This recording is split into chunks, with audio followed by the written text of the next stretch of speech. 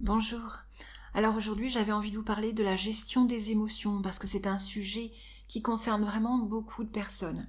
Je suis Sandrine Belmont, je suis docteure en psychologie et hypnothérapeute. Quand quelque chose se passe mal et que nous nous sentons impuissants à changer cela, nous pouvons parfois choisir de l'ignorer, de s'en éloigner. C'est particulièrement vrai pour nos émotions désagréables, tristesse, peur, culpabilité. Puisque certaines émotions sont trop difficiles à gérer, autant ne pas y penser, voire même faire en sorte de ne pas les ressentir. C'est un mécanisme de défense en quelque sorte. Et ici, je ne parle pas de mécanisme de défense au sens psychanalytique du terme. C'est ainsi que nous pouvons avancer un temps en nous coupant de nos émotions. Je vous donne un exemple. Imaginons un jeune garçon qui a été malmené par ses parents, à qui on a dit « Ne pleure pas, tu n'es pas une fillette » ou « Tais-toi, ce sont les adultes qui décident », etc. Ou même que l'on n'aurait jamais écouté dans ses souffrances d'enfant. Vous savez, l'enfant qui rentre de l'école effondré par la dispute avec son ami et dont le parent lui dit « Mais c'est rien, ce sont des histoires d'enfants qui ne sont pas graves ». Si ces émotions ne sont pas acceptées par son entourage, il est alors possible qu'il apprenne à ignorer ses émotions, à s'en détacher, au point de ne plus en avoir conscience. Combien d'entre vous avaient appris que montrer ses émotions était une faiblesse ? Dites-le moi dans les commentaires. Alors parce qu'elles font mal, nous cherchons à les éviter, et c'est bien normal. Mais plus nous les ignorons, et plus elles s'installent. Je pense, à titre d'exemple, à un monsieur d'une quarantaine d'années qui a grandi dans la colère et la violence parentale. Il a appris qu'il devait être discret pour ne pas risquer de se prendre des coups. Adulte, la seule émotion qu'il s'autorise est la colère, cette émotion auquel il est habitué. Mais elle remplace la tristesse, la peur et même la joie, parce que ça fait trop longtemps qu'il a muselé toutes les autres émotions. Un autre exemple, et vous allez voir où je veux en venir. Voilà une femme qui vit plusieurs chocs émotionnels. D'abord le décès de son père, lorsqu'elle était très jeune. Ensuite, la dépression de sa mère et puis la perte d'un ami proche quelques années plus tard. D'autres événements de vie viennent s'ajouter. Mais elle doit être forte, d'abord pour sa mère, même si ce n'est qu'une adolescente. Ensuite, elle continue et ne montre rien tout au long des épreuves que la vie lui inflige. Elle ne s'accorde pas le temps du deuil et enferme tout ce qu'elle ressent dans une petite boîte tout à l'intérieur, qu'elle ferme bien à double tour. Que croyez-vous qu'il se passe ? Et oui, à un moment donné, tout ressort. À 40 ans, une goutte d'eau fait déborder le vase et c'est la dépression. Il y a tellement d'exemples. Cette jeune femme qui vient me voir parce qu'elle mange trop, elle ne peut pas s'empêcher de grignoter et prend du poids au fil des ans, malgré l'importance qu'elle apporte à son envie de mincir. Elle aussi a appris à garder ses émotions pour elle. Elle ne laisse rien paraître. Du coup, quand ça ne va pas, elle ne sait pas quoi faire de ça et tente de détourner son attention avec la nourriture et puis les problèmes qui en découlent. Nos émotions sont ce qui nous caractérise en tant qu'être humain et il est vraiment illusoire de vouloir s'en défaire. Il y a une différence entre se complaire dans la plainte et accepter ce que l'on ressent. Pleurer une perte, un deuil, une séparation, c'est quelque chose de normal et si nous ne le faisons pas, nous prenons le risque que cela nous fragilise encore plus.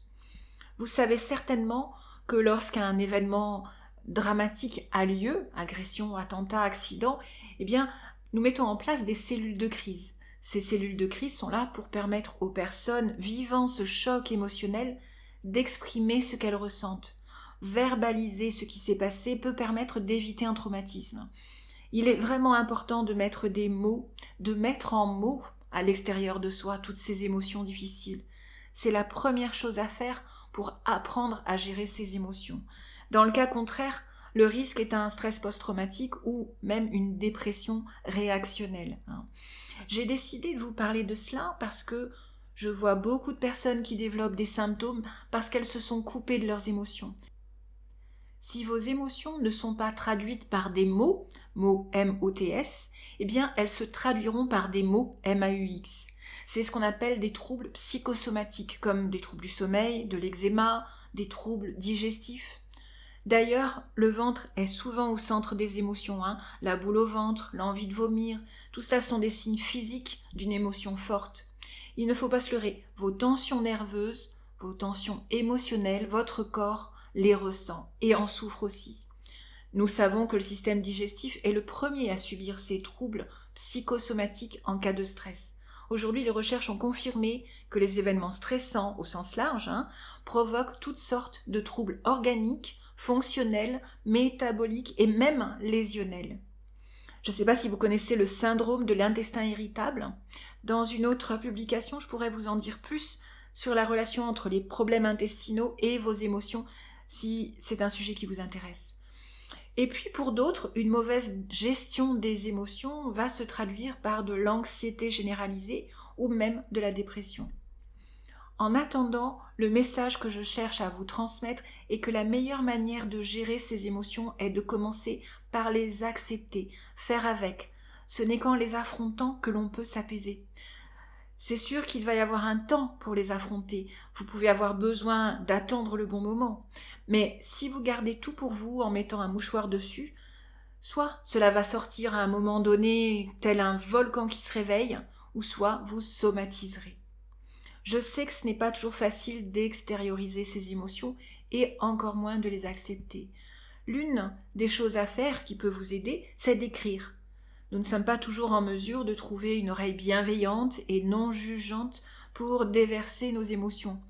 Écrire sans censure tout ce qui vous vient à propos de ce que vous ressentez permet de mettre à l'extérieur. Ensuite, jeter ou brûler cet écrit qui n'est pas destiné à être lu. Si ce sont des émotions cumulées qui viennent du passé, qui sont particulièrement lourdes, je ne peux que vous inviter à consulter un psychologue. Aujourd'hui, même s'il vous semble que la parole ne suffirait pas, nous avons des techniques pour régler les traumatismes et apaiser le niveau émotionnel trop élevé. Bien sûr, si vous avez la chance de pouvoir vous confier à un proche, c'est très bien, mais malgré toute sa bienveillance, il n'est pas toujours en mesure de rester neutre et il peut être touché. Alors soyez attentifs à ne pas prendre vos proches pour votre psy. Je vous invite aussi à pratiquer l'autocompassion. C'est une technique issue de mes formations en mindfulness, en méditation de pleine conscience. Prenez conscience de votre émotion, je me sens triste par exemple, et trouvez une phrase et un geste d'autocompassion. Ma petite chérie, ça va aller.